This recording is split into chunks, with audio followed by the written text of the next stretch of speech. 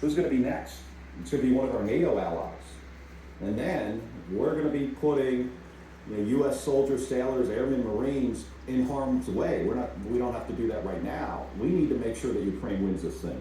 And Vladimir Putin and his cronies are held accountable for that.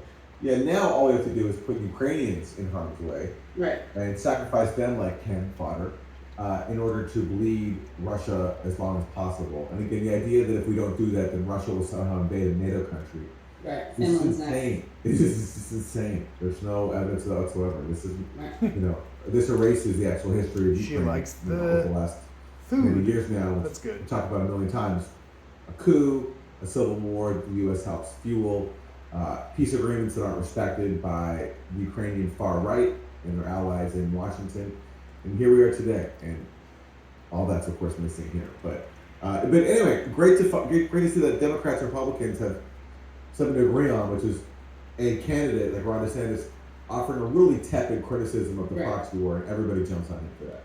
Well, another thing that they agree on is how great the Gipper is, Ronald Reagan. Oh, they love the Gipper. And speaking of Ronald Reagan and all his glory and greatness, here's a gem that we learned from the New York Times, but also